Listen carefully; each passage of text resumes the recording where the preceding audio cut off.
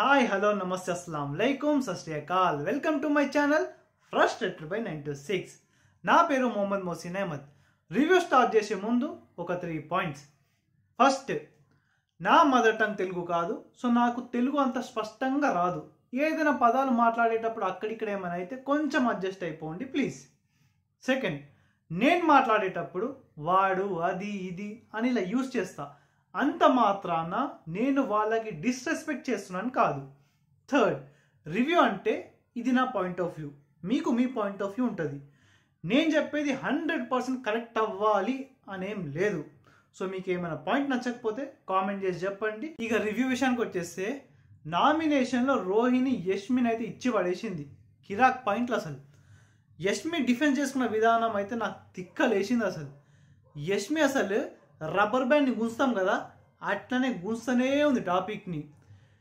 ఆ రోజు ఫ్రస్ట్రేషన్లో ఉండే, ఏదో కోపంలో అలా చెప్పాను, నాదే తప్పు, తర్వాత రియలైజ్ అయిపోయినా అని చెప్తే అయిపోతుంది. ఎల్స్ ప్రేరణ ఫ్రెండ్, సో హెల్ప్ చేస్తుంది అనుకున్నా, దాంట్లో తప్పేంది ఇలా అన్నా అయిపోతుంది. ఇలా అంటలేదు, అలా అంటలేదు, కానీ గుంచుతూనే ఉంది ఆ టాపిక్ని. నాకు ఇలా చేస్తే తిక్కలేస్తుంది. నెక్స్ట్ అవినాష్ వచ్చిండు. అవినాష్ వచ్చి పృథ్వీని నామినేట్ చేసిండు. రీజన్ ఏమి ఇచ్చిండు? నువ్వు ఫిజికల్ టాస్క్లో, అది కూడా ప్రభావతి ఇంకా బెలూన్ టాస్క్ తప్ప నువ్వు ఎక్కడ కనిపిస్తలేవురా బాబు అని చెప్పిండు. సి పృథ్వీ మైనస్ పాయింట్ ఏంటంటే ఫిజికల్ టాస్క్ ఆడతాడు, ఓకే. ఫిజికల్ టాస్క్ రోజు ఉండవు కదా.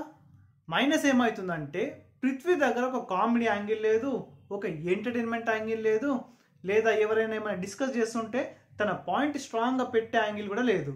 ఇదంతా అయిపోయిన తర్వాత బిగ్ బాస్ ఓజీ టీం వాళ్ళకి ఒక ఛాన్స్ ఇచ్చారు. రాయల్స్ టీం నుండి ఇద్దరిని నామినేట్ చేయండి అని. వీళ్ళందరూ డిస్కస్ చేసి గంగవ్వ ఇంకా మెహబూబ్ పేరు చెప్పారు. నాకు ఏదైతే రీజన్స్ ఇచ్చారో వీళ్ళు వ్యాలిడ్గానే అనిపించాయి, స్పెషల్లీ మెహబూబ్కి ఇచ్చిన రీజన్స్. బికాస్ నిన్న మెహబూబ్ నామినేట్ చేసేటప్పుడు ఏదైతే రీజన్స్ ఇచ్చిండో చాలా బిలో యావరేజ్ రీజన్స్ లెక్క అనిపించినాయి. నేను నా రివ్యూలో కూడా చెప్పిన ఇది. మెహబూబ్ డిఫెన్స్లో మంచిగా బుద్ధిమంతులు లెక్క కనిపిస్తాం అనుకోండు. ఏం చెప్తున్నా అంటే, నేను ఫస్ట్ డే రాగానే గర్ల్స్కి వాళ్ళ స్పేస్ వాళ్ళకి ఇస్తా, నేను రాగానే హే హాయ్ గర్ల్స్ అని చిల్లవ్వను అని చెప్పిండు. మెహబూబ్ ఇలా చెప్పిండో లేదో పక్కన నుండి అందరు గర్ల్స్ మేము కూడా నీకు అదే స్పేస్ ఇచ్చినాం బాబు అని చెప్పినారు. పంచబడింది మెహబూబ్కి. నబీల్కి గౌతమ్ది ఒక చిన్న విషయం నచ్చలేదు. అదేంటంటే, ఏదైనా లెటర్ వస్తే నబీల్ పట్టుకుంటే గౌతమ్ వచ్చి ఆ లెటర్ని తీసుకుని పోతుండు, గౌతమే చదువుతుండు.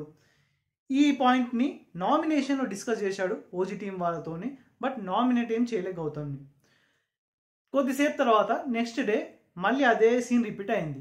గౌతమ్ వచ్చిండు, నబీల్ చేతిలో లెటర్ ఉండే, మళ్ళీ పట్టుకుని పోయిండు, గౌతమే చదివిండు. నాకు నబీల్ నుండి ఏం నచ్చలేదంటే, నబీల్ 5 వీక్స్ నుండి ఈ ఇంట్లో ఉంటుండు, చీఫ్, మెగా చీఫ్ అయినా సరే అసలు వాయిస్ అవుట్ చేయకుండా ఎందుకు గమ్మున ఉన్నాడో నాకు అర్థం కాలేదు. నువ్వు చీఫ్ 5 వీక్స్ నుండి ఉంటున్నావు, రే బాబు నువ్వు పక్కన పోయి కూర్చో, మాకు తెలుసు, మేము చదువుతున్నాము, ఇన్ని 5 వీక్స్ నుండి మేము కూడా చూసినాము, నువ్వు పక్కన వెళ్ళి కూర్చో అని చెప్పాలండే. చెప్పకుండా తనలో తనే పెట్టుకొని, లేదు నేను పాయింట్స్ అన్నీ కలెక్ట్ చేస్తున్నా, నేను నామినేషన్లో చెప్తా, లేకపోతే మొత్తం ఎలిమినేట్ అయిపోయిన తర్వాత బిగ్ బాస్ రివ్యూలో చెప్తా అంటే ఏంది అది? ఏమైనా పాయింట్ నచ్చకపోతే అప్పుడప్పుడే చెప్పాలి, మళ్ళీ నామినేషన్ చూసుకోవాలి. కావాలంటే మళ్ళీ అదే పాయింట్ రేజ్ చేసి నాకు ఇది నచ్చలే అందుకోసం నామినేట్ చేస్తున్నాను చెప్పేయాలి. ఏదైతే రేషన్ తెచ్చారో బిగ్ బాస్ నబీల్ని అడిగారు, రాయల్స్ టీంకి ఈ ఓజీ టీంకి ఎవ్వరికి ఎంత ఇవ్వాలో నువ్వే డిసైడ్ చేయని చెప్పారు. నాకు ఈ ఓజీ టీం ఏదైతే ఆడుతున్నారో సేఫ్గా, బయట ఎలా కనిపిస్తుందో, ఒకవేళ నేను రేషన్ ఇవ్వకపోతే ఎట్లా కనిపిస్తుందో, ఒకవేళ బెడ్లు ఇవ్వకపోతే ఎట్లా కనిపిస్తుందో అని ఏదైతే సేఫ్గా ఆడుతున్నారో నాకైతే నచ్చలేదు భయ్.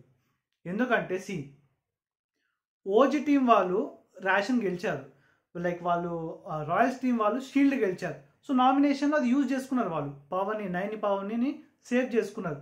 ఇది వీళ్ళు గెలిచిన రేషన్, సో వీళ్ళు కూడా యూజ్ చేసుకోవాలి. అది వాళ్ళకు ఒకవేళ తక్కువ రేషన్ ఇస్తే వాళ్ళ పేషెన్స్ టెస్ట్ చేయాలి. ఎంత హంగర్గా ఉంటే వాళ్ళు అంత ఫ్రస్ట్రేటెడ్ అవుతారు. ఫ్రస్ట్రేషన్లో ఉండి ఏదైనా డిసిజన్ తీసుకునేటప్పుడు సైక్ అయిపోయి రాంగ్ డిసిజన్ తీసుకుంటారు. అప్పుడు వీళ్ళకి బెనిఫిట్ అవుతుంది అది. వీళ్ళు అలా చేయకుండా రేషన్ మంచిగా ఇవ్వాలి అని రేషన్ ఇస్తున్నారు, బెడ్లు అన్నీ ఇచ్చేయాలని బెడ్లు ఇస్తున్నారు. ఎందుకు ఇంకా ఈ సేఫ్ గేమ్?